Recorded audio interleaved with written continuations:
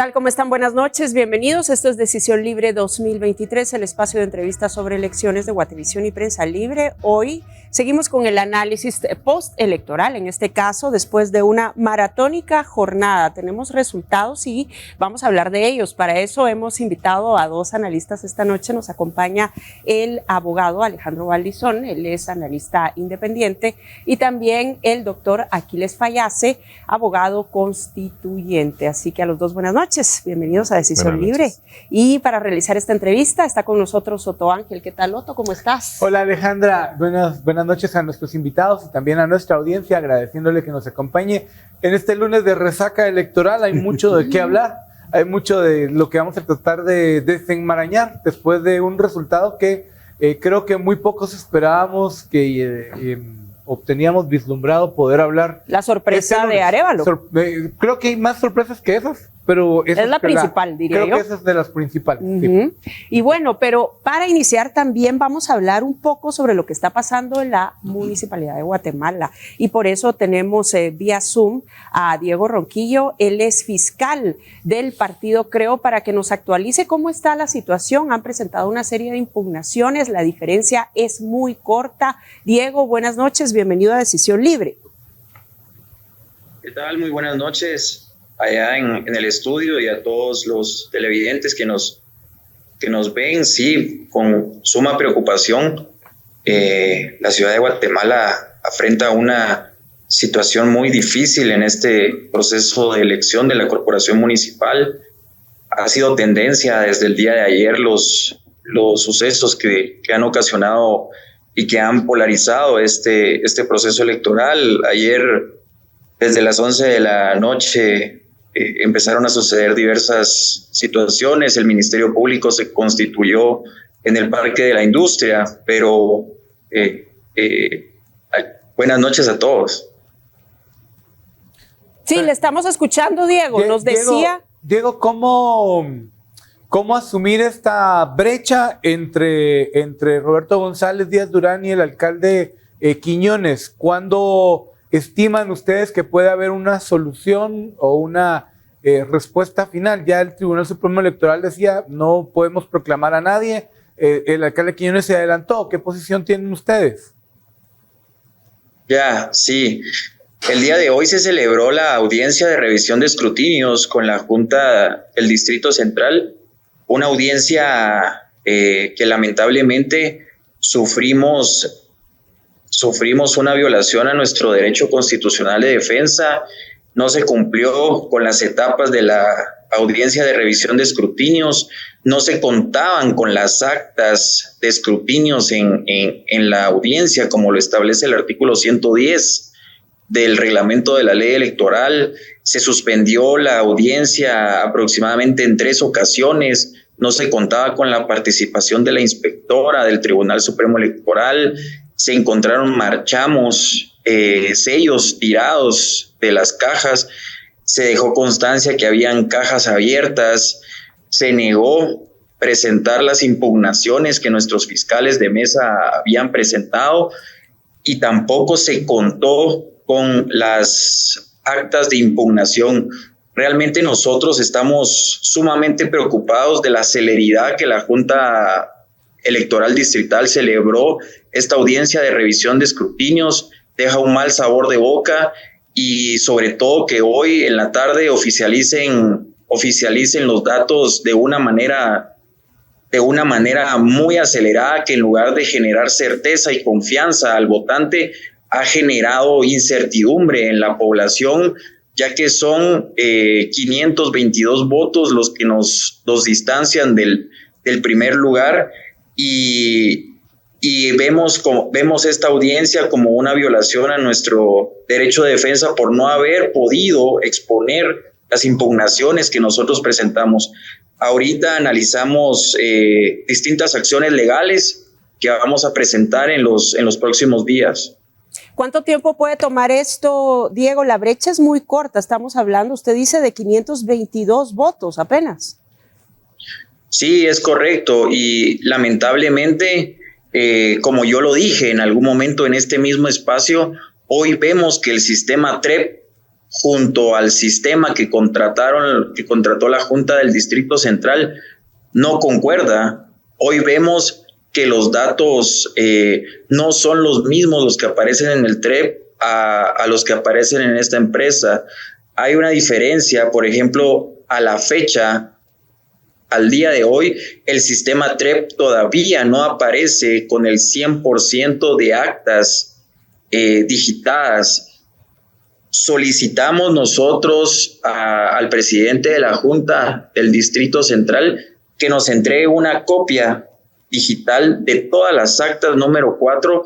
¿Por qué? Porque no se nos ha podido entregar, y tampoco a los fiscales informáticos, el acceso al sistema que contrataron con la empresa SEGA. Vemos con... ¿Sí? Perdón, antes de que prosigamos, yo quiero hacer un comentario y luego una pregunta. El primer comentario tiene que ver con que hicimos también un intento o una invitación para que participara en esta conversación alguien del Partido Unionista. Así para es. que quedara claro que no estamos solo tomando bando por una de las posiciones. Y mi pregunta tenía que ver, fiscal, respecto a, bueno, ¿qué les dicen a ustedes sus números? O realmente ya no es una pelea de números, sino de cosas que no cuadran. Sí, hemos tenido varios hallazgos. Uno de ellos es que muchas de las actas de las mesas no fueron incluidas en el sistema, y lo que hicieron es que colocaron al acta como ilegible. Sin embargo, fiscales que nosotros tuvimos en nuestras mesas nos entregaron una fotografía del acta, porque se recuerdan que sí se podrían tomar fotos, y vemos que el acta es totalmente legible y se tuvo que haber subido al sistema de manera completa. Hemos identificado aproximadamente entre 9 a 20 actas ilegibles en el sistema, y nosotros tenemos las actas que son totalmente legibles los datos. Esto ya generaría un cambio de resultados. También debemos recordar que fueron 932 impugnaciones las que se presentaron, de las cuales el secretario de la Junta del Distrito Central no me dejó presentarlas el día de hoy, argumentando que debía llevar yo la copia de la impugnación, cuando la ley electoral y el reglamento establece que son ellos los que deben colocar de las bolsas que van en las cajas las actas de impugnación. Bien, nosotros Diego. Sí, ¿iba a agregar algo más? Sí, nosotros nos reservamos el derecho de impugnar la audiencia de revisión de escrutinios. Algunos fiscales se negaron inclusive a firmar el acta de cierre de escrutinios, porque no obstante a lo que mencioné, la convocatoria que hizo la Junta del Distrito Central no cumple con el tiempo que establece el artículo 236 y 238 para haberse sido celebrada.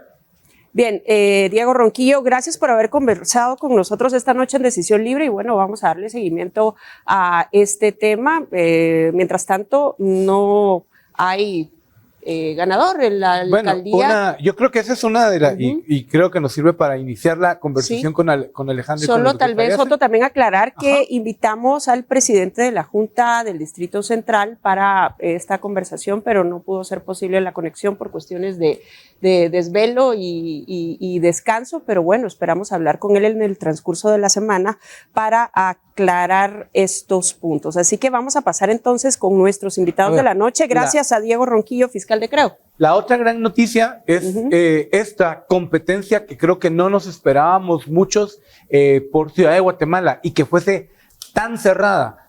¿Cuál es la primera aproximación que tienen Alejandro y doctor Fayase? Si quiere, comenzamos con Alejandro Valdizón. Gracias. Sí, en efecto es algo que, si bien se había visto, digamos,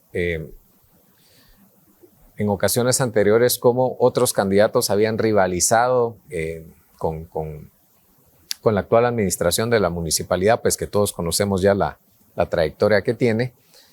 Sin duda esto es algo que no se tenía previsto. Es decir, volvemos al tema de las encuestas y digamos, lo acertado o desacertado que pudieran haber estado, pero los números que se proyectaban, digamos, no daban virtualmente un empate. Es decir, hablar de 500 votos es una cuestión que sin duda hace necesario que se tenga mucha certeza o que se tenga total certeza del resultado, ¿verdad? Entonces yo creo que en ese sentido sí es importante que se cumplan con los procesos, que si hay que hacer, digamos, las revisiones que haya que hacer o los reprocesos, en todo caso, con el tema de las actas y verificar y validar la digitación de datos y demás, pues que se haga para que todos tengamos certeza, ¿verdad? En el sentido que fuere, pero yo creo que con un resultado tan cerrado es muy importante que se conozca con mayor certeza y que se dé legitimidad al resultado al final. ¿Qué dice el doctor Fayase? Quisiera obviar el tema de la municipalidad, es totalmente irrelevante. Es más interesante ver el tema general, porque la primera recomendación sería regálenle un trago de bebida energética al fiscal para que defienda con ganas a su candidato porque está durmiendo. Entonces, el tema aquí debe ser un poquito más emocionante. ¿Qué es lo que pasó? La pregunta es, ¿qué pasó ayer que nadie lo vio venir? Entonces, quiero citar al filósofo Javier Gomá. No se han oído de él. Él dice que la dignidad se recupera y se fortalece cuando como sociedad nos llega el asco. Eso es lo que pasó el día de ayer. Como sociedad nos llegó el asco. Y eso es lo que vimos en la rebelión contra el sistema. Desafortunadamente, en la ciudad de Guatemala, para cerrar el tema ese, no hay opción. Ahí ustedes ven en redes, están peleando que si Sandra y Bernardo son el SIDA y el cáncer, y Canela y Quiñones, ¿qué son pues? Peor todavía, el chancro y la sífilis. Entonces, en definitiva, no estamos logrando una salida. La gente en Villanueva se libró de Javier Gramajo. La gente de la Antigua se libró del Pozo. Y Quiñones está agarrado por un pelo que yo le presté. Imagínense cómo está la situación esa. Pero la gente en Misco, en esa lógica, no se liberó de Neto Brand. Pero ese es otro fenómeno. Ni Shela tampoco, por cierto. Pero Neto Brand sí ganó legítimamente con otro partido que no es ni siquiera de él. Quiere decir que algún liderazgo tiene. Aquí no es de criticar personas. El tema aquí se convierte en qué la sociedad está transmitiendo, qué mensaje. Y ese mensaje es, ya no quieren a los mismos. Ya estamos cansados de los mismos. Y esa es por eso que ustedes ven, y es un tema que extrañamente en los medios y en todos lados está haciendo como que no pasó. El voto nulo ganó las elecciones, pero nadie habla. Bueno, hoy estamos hablando de eso. Y recuerda las declaraciones que dio también la magistrada presidenta del Tribunal Supremo Electoral, en el que de alguna manera está restándole a la acción de inconformidad de la población sobre el voto nulo. ¿Qué dice de eso? Desafortunada, eso lo comentamos la vez pasada. Y ayer hablé con ella y ella públicamente aceptó que varias personas se habían equivocado. Pero no nos pongamos a criticar gentes. Hablemos de qué está sucediendo en Fumacón. Y según usted, ¿qué está sucediendo? Eso es lo que voy. Mire, cuando se planteó la campaña del voto nulo, tenía una finalidad legal. 3 propósitos prácticos y un propósito, perdón, 3 objetivos prácticos y un propósito político. Toda la gente centró la discusión en la finalidad legal, que era, si llegaba al 50+1, repetir las elecciones. Esa finalidad, yo les dije aquí a ustedes hace 2 semanas, que no importaba, que pararan de sufrir, porque no iba a llegar al 50+1, pero que sí, yo aposté mi reputación, que el voto nulo iba a sacar más que cualquier candidato. No solo su reputación, otras cosas, con Edgar Ortiz. Va, de acuerdo. Ajá. Entonces, se cumplió. Entonces, la finalidad legal era obvio que no se iba a llegar por la trampa de la ley. Ok, a ver, perdón. Entiendo el punto. El mensaje político está dado. No, eso no es mensaje político, es mensaje pero legal. Ya. No. O sea, perdón, no. Ganó el voto nulo, doctor. No, todavía no. Pero todavía, ya. Igual, no. Igual va a haber segunda vuelta con el segundo y el tercero. Sí, pero igual es que un montón de comunidades más van a tener que elegir alcalde aunque haya ganado el voto nulo. Es como que no hubiera sucedido. Entonces, ¿para qué gastamos el tiempo y para qué discutimos eso? El tema aquí es trascendental. Los 3 objetivos prácticos del voto nulo se cumplieron. El primero era humillar a los partidos. Les demostramos que no tienen el respaldo popular. Ahí está, demostrado claro y ampliamente. El segundo objetivo práctico era quitarle $2 a los políticos por voto. Les quitamos 16 millones de quetzales. Ahí está. Y el tercero era evitar que algunos personajes se fueran a cobijar con la inmunidad. Jimmy Morales, ahí está el descubierto. Gramajo, ahí está el descubierto. La señora Patricia Sandoval, ahí está el descubierto. Ya los pueden investigar sin el manto de la impunidad. El voto nulo cumplió sus objetivos prácticos y el voto nulo cumplió su objetivo político, que es que estamos hablando de él y de la inconformidad de la sociedad. Y es ahí donde entra la discusión. ¿Y para qué? Pues el voto nulo es un megáfono colocado en el oído de los políticos y ojalá les haya roto el tímpano de lo alto que habló el voto nulo. Ahora, nuestros políticos pueden ser totalmente inocuos al mensaje, ¿verdad? Hacerse los locos y ahí paró todo. Pero ¿qué viene? Entonces la pregunta es, cuando no haya respuestas en la segunda vuelta y en los alcaldes y en los diputados, lo que viene es inconformidad social. Si esta era la válvula de escape. Ahora, ¿cómo explicar lo que pasó con Bernardo Arévalo? Sí. Alejandro Valdizón. Bueno, es un fenómeno interesante, ¿verdad? Yo creo que sí hay que contextualizar todas estas cosas. El voto nulo, en efecto, es una minoría que es una mayoría relativa dentro de lo que hay. Es la minoría más grande. Es la minoría más grande. Tenemos un alto número de candidatos y si uno ve los porcentajes, relativamente hablando, son bajos. Y simplemente se daba que uno iba a tener más que otro iba a estar en segundo lugar y así sucesivamente. Entonces, si hablamos de números alrededor del 14, 15 y del 11, 12%, no estamos hablando de ningún tipo de mensaje contundente ni de ningún tipo de apoyo, digamos, generalizado o alguna cuestión de esa naturaleza. Uno ve una dispersión entre un enorme número de candidatos. Quizá lo que tiene algunas personas poco consternadas es el hecho de que no eran los que pensaban que ibas a estar, digamos, en el orden que resultó.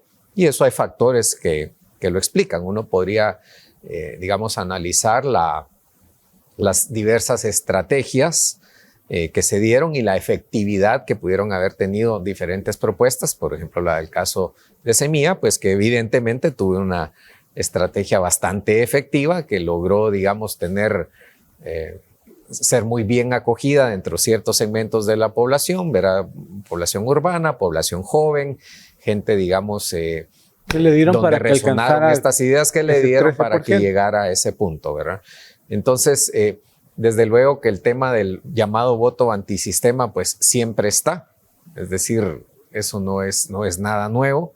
El voto duro de la misma manera también está, ¿verdad? Es decir, la candidata Torres, pues también históricamente se ha visto que cuenta con un caudal que la respalda y ahí se ve reflejado.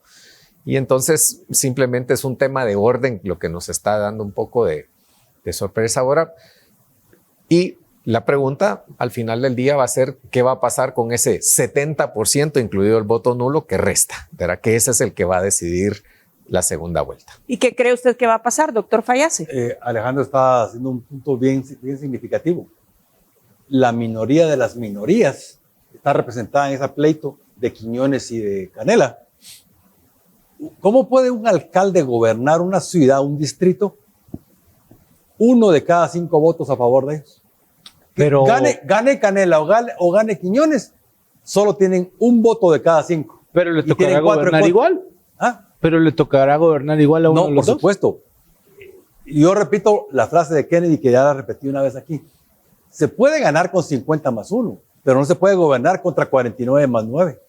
Es imposible. Lo que tiene que hacerse es una solución distinta. Cuando aquí el licenciado Valdizón dice que la minoría de la mayoría o la mayoría de la minoría, estamos descalificando, porque el tema es, dentro de esta dispersión no hay ninguna representatividad. Y al no haber representatividad, lo que tenemos es ingobernabilidad.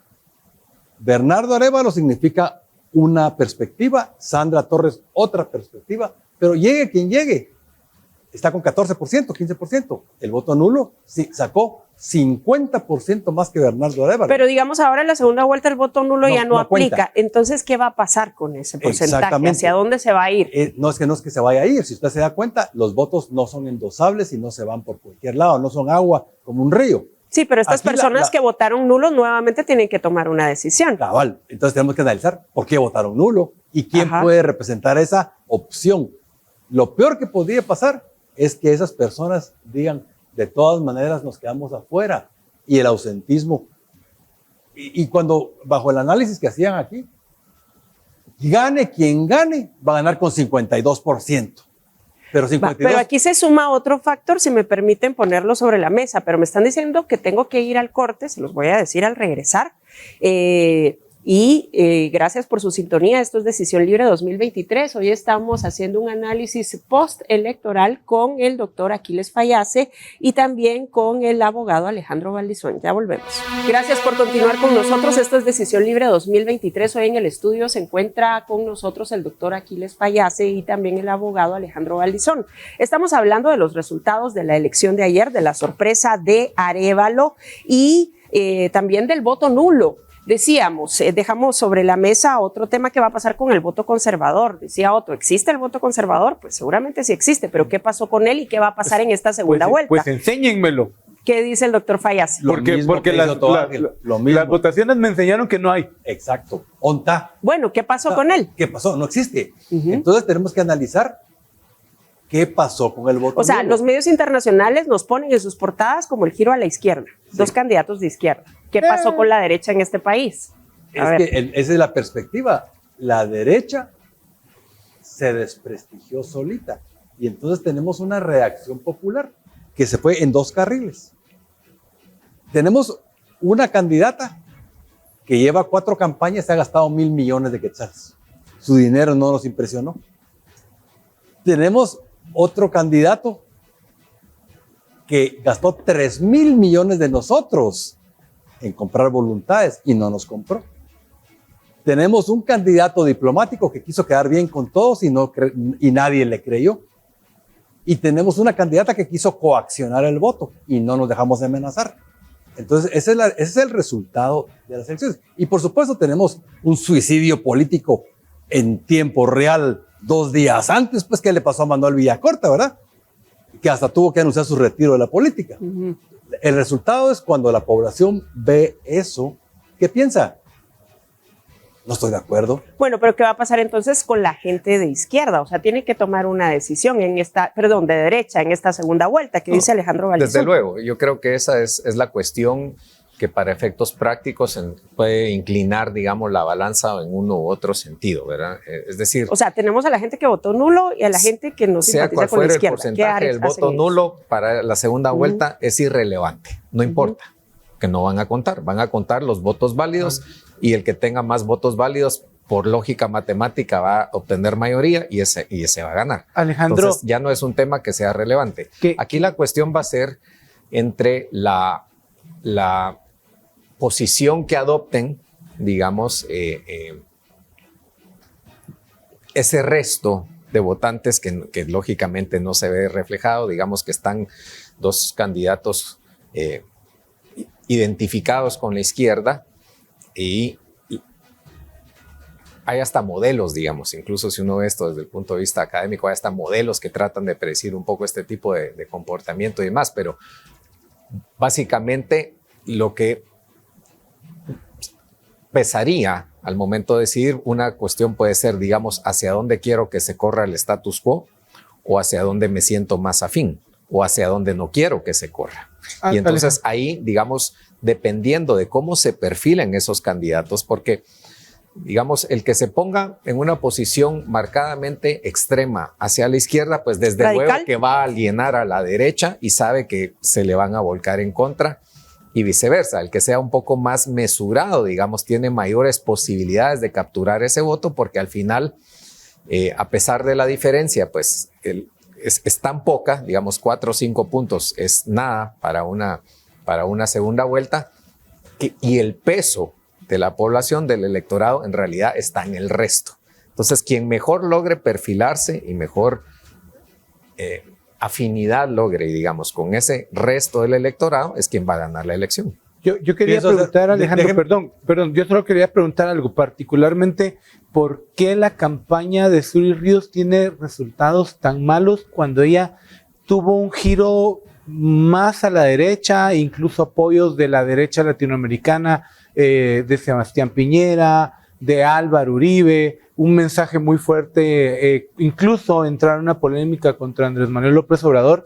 ¿No le termina dando resultados ante el electorado guatemalteco? ¿Para quién la pregunta? Para Alejandro. Si quieres, los dos. No, yo creo que, digamos, hay un punto con el que concuerdo de lo que decía Aquiles, y es que, lógicamente, y en realidad no es nada nuevo. Es decir, hemos venido con una serie de, digamos, outsiders históricamente ya en Guatemala. No es primera vez que alguien que no viene, digamos, de lo tradicional o de lo convencional dentro de la política, que tiene un papel preponderante, ¿verdad? Simplemente que una vez entran, digamos, a ese ciclo y pasan por ese proceso, pues es natural que sufran el desgaste que se tiene, digamos, al estar ahí.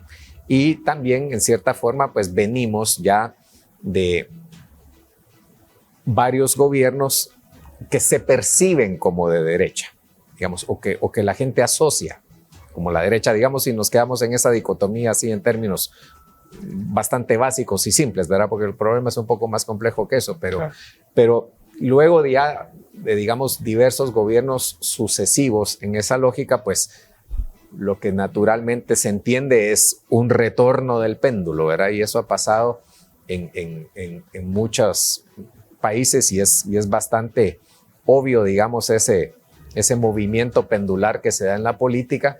Entonces era muy difícil. Y si a eso uno le suma otros factores, digamos, como un descontento generalizado que es, otra vez, común, digamos, a la clase política tradicional, y vienen actores nuevos, pues todas esas cosas van sumando para que, en efecto, pues se genere ese rechazo, ¿no? Doctor Fayase, ¿qué hizo especial a Arévalo? ¿Por qué no se había anticipado que iba a llegar a esa posición? Son 6 posiciones las que subió. Sobre lo que ¿Sí? manifestó Alejandro anteriormente, cuando dice que el voto nulo es irrelevante. 1 millón de personas votaron nulo y 300,000 votaron blanco. No es para el cálculo de no es irrelevante. La voluntad de ese 1.300.000 personas va a pesar sobre lo que usted está preguntando. Perdón, yo se lo voy a matizar de esta forma, porque hablamos mucho de la elección presidencial, pero a ver, ganó el voto nulo, pero Vamos tiene 40 diputados y va a imponer una agenda en el Congreso. El voto nulo fue a través de todas las papeletas, porque el porcentaje es más o menos parejo. Pero Vamos va a tener 40 diputados. No, correcto. Y va a mandar en la próxima agenda. Claro. Porque además va a tener a la UNE. En términos y también prácticos, Portillo va a tener los resultados van a ser diputados. iguales. Portillo y Felipe Alejos va a tener 6. 4 a 40. Y eso no va a cambiar. No. El tema aquí, cuando nos perdemos entre los números y entre la política natural, caemos en este tipo de análisis que va como resbaladizo. Así es la cosa, confórmense, háganle ya saben qué, y ahí nos vemos dentro de 4 años. ¿Por dónde tiene que ir entonces, doctor? Él tiene que ir definitivamente por un cambio. Lo primero que tiene que suceder es, no importa cuántos diputados tenga Vamos, la UNE o nadie, es indispensable. O sea, en el voto nulo sí importan los números, pero en los resultados en el Congreso no. No, voy a esto. No, el resultado en el Congreso sí tiene que ver, porque Semilla sacó 25 y porque se dispersó el voto y porque las posibilidades de una componenda están muy grandes entre Vamos y Sandra. ¿Sí o no? Sí. Sumados a ellos dos tienen mayoría simple. Lo que va a pasar es que la alianza solo va a cambiar de presidente, pero va a seguir. Exactamente, a eso voy. Y entonces, ¿qué es lo primero? Mucho voto nulo, pero ¿qué es lo primero que tiene que suceder? En enero tiene que convocarse la Comisión de Actualización de las Reformas de la Ley Electoral y cambiar la ley electoral para poder cambiar el sistema. Bueno, pero no me contestó la pregunta. O sea, o no la amplió en todo caso. ¿Qué hizo de especial a Arévalo? Simplemente que dentro del espectro que la gente miraba que era distinto, se miraban únicamente 2 candidatos. Toda la derecha estaba concentrada en 22 candidatos. Y la supuesta izquierda tenía 2 candidatos. Y uno agarra frente a las cámaras y se suicida. Entonces, ¿qué? Solo quedó Bernardo Arévalo, que capturó el voto de rechazo, el voto de Villacorta y capturó el voto de Esperanza. Un voto que no logró capturar otro candidato de diferente ideología. Pero analicémoslo. Estamos diciendo que Bernardo Arévalo es un gran ganador. No. ¿Por qué cree usted que no? Tiene 12%. Sí, pero llegó a una posición que no se esperaba. Tenía 5. Claro. Y era el quinto. Por supuesto. Y también Suri tenía 23 y cayó al 6. Entonces la misma analogía aplica. Pero el punto es que nadie se esperaba que Arévalo llegara a esa posición. Nadie esperaba que Suri no fuera presidenta. Bueno, eso sí, no. ¿Me entiende? Y o sea, ya se hablaba que y ella nadie iba esperaba a que Mulet no saliera a la segunda vuelta. Aquí el tema es era una posibilidad. Que sucedió una revolución electoral pacífica y silenciosa. El problema es que es silenciosa. Entonces, la gente en general, los analistas, los medios políticos en sí, no han caído en la profundidad de lo que significó el día de ayer. Todavía estamos desvelados. ¿Cuál es esa profundidad? Esa profundidad es lo que le estoy diciendo. Es el inicio el asco le llegó a la sociedad y está empezando a recuperar una dignidad. Ahora, que descalifiquemos al 1.300.000 del voto nulo, pues eso no cuentan, no valen. Lo que va a suceder, ¿qué va a pasar con la supuesta fuerza del MLP? ¿Existía la fuerza o no existía la fuerza del MLP? Pues en términos prácticos, el MLP ya no existe. No, ya no existe, pero la fuerza de ellos, ¿existía o no existía? Era asustar con el petate del muerto por parte de los de la derecha. Decían, miren, los del MLP son comunistas, son roba energía, son de todo, van a hacer revolución, van a quemar. Y resulta que no existían. Eran el fantasma, el petate del muerto. Y eso se quedó demostrado. Ahora, ¿cuántos otros mitos hay como ¿Y ese fantasma podría seguir asustando de alguna manera? Muy poco, diría yo. Alejandro, que tiene una lectura parecida, distinta. Yo creo que hay otros elementos que hay que considerar ahí, ¿verdad? Digamos, una cara nueva pues siempre es un poco más atractiva, ¿verdad? Eso de por sí es importante contextualizarlo, ¿verdad? Versus la vieja guardia, la vieja política, todo lo que se percibe de esa forma. Yo creo que hubo una efectividad también en cuanto a cómo transmitir el mensaje, ¿verdad? Eso es un tema importante. Por medios no convencionales, por medio que quizá las generaciones nuestras no estamos habituados y no tuvimos en cuenta, y sin embargo, pues hubo una forma, digamos, de hacer llegar un mensaje bastante efectiva y que resultó ser bastante apetecible para un segmento de la población concreto, particularmente jóvenes en edad universitaria y demás, pues que, digamos, se inclinan más por ese tipo de ideas románticas como se perfilan en muchos sentidos. Y bueno, y pues aparte del tema del descontento y de buscar, digamos, alguna alternativa a todo lo convencional. Y también sumaría que al final pues también se presentó, digamos, si uno ve la gama, digamos, de propuestas que se dieron dentro de la campaña, habían unas que de verdad pues llegaban a unos extremos que era difícil tomarlos en serio, ¿no? Y una serie de ofrecimientos y planteamientos que casi que insultaban la inteligencia, por no decirlo de otra forma.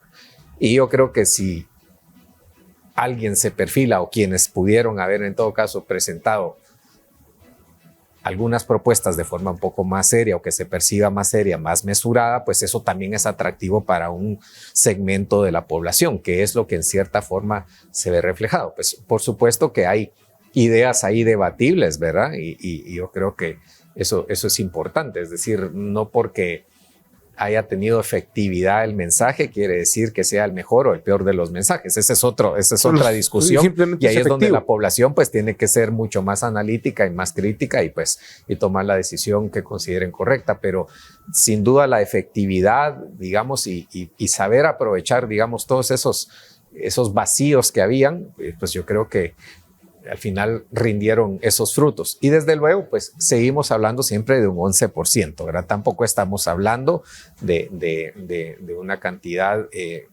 totalmente fuera de realidad de contexto.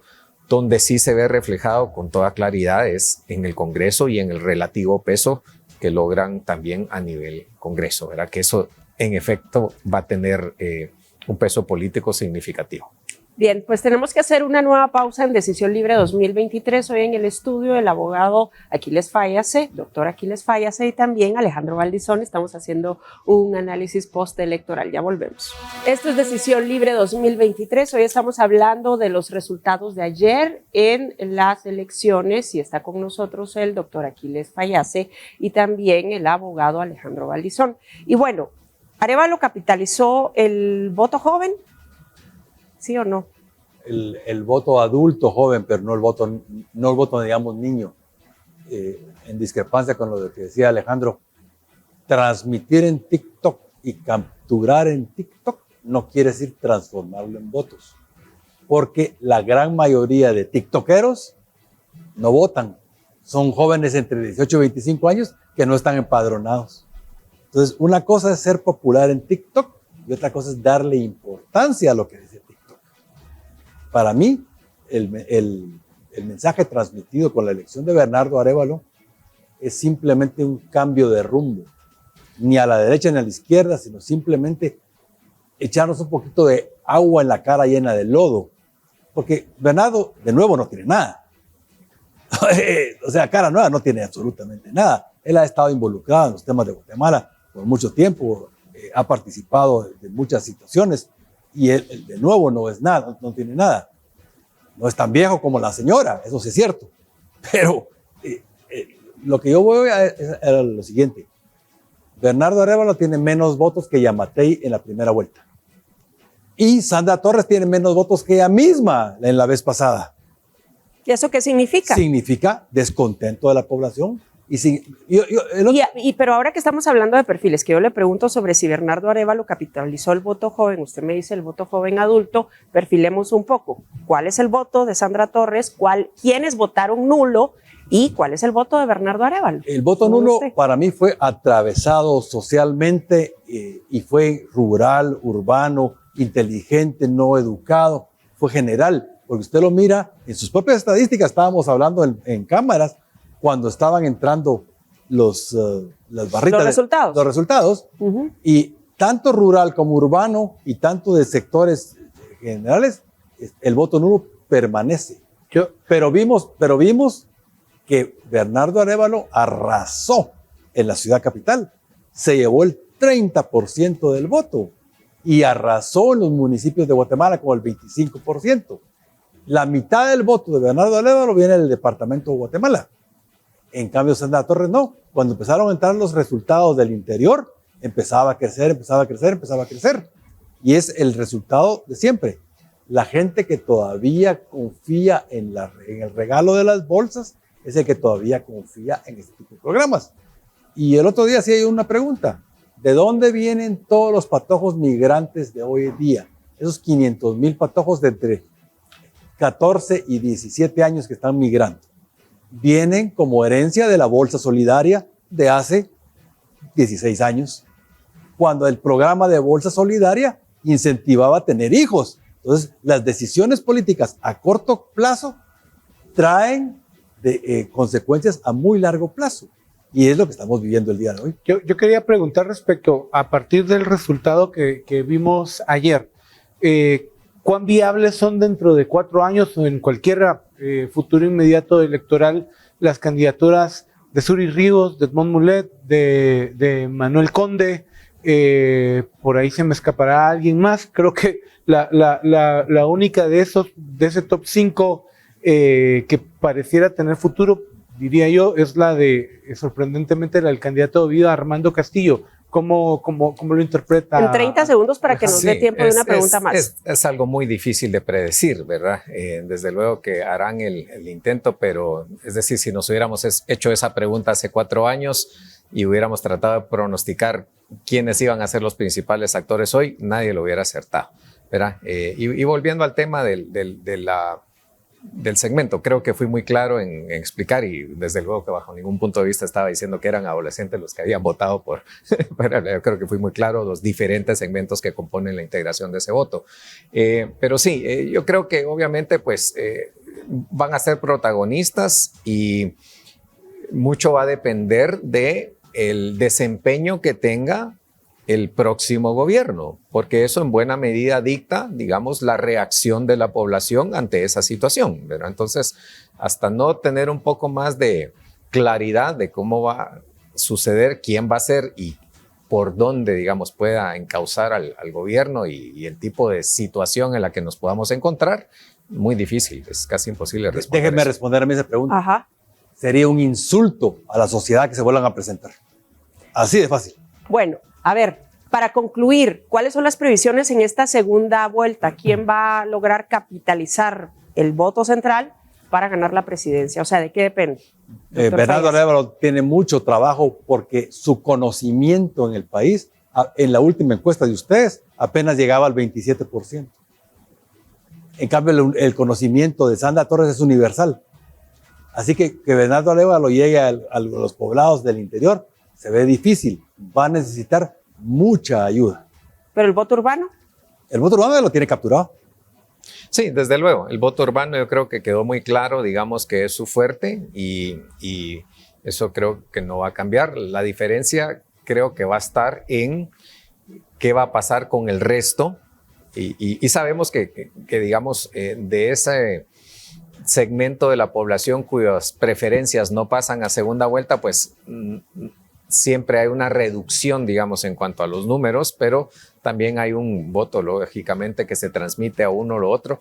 En la medida que se aproximen o viceversa, no alienen tanto, dependiendo de cómo fijen sus posiciones, ahí es donde va a estar la batalla para capturar esos votos. Bien, pues tenemos que despedir. Le agradezco a ambos por haber estado con nosotros en Decisión Libre 2023, el doctor Aquiles Fayase y el abogado Alejandro Valdizón. Gracias por su sintonía. Buenas noches, que descansen. Buenas noches, Soto. Buenas noches a ustedes. Gracias por la invitación.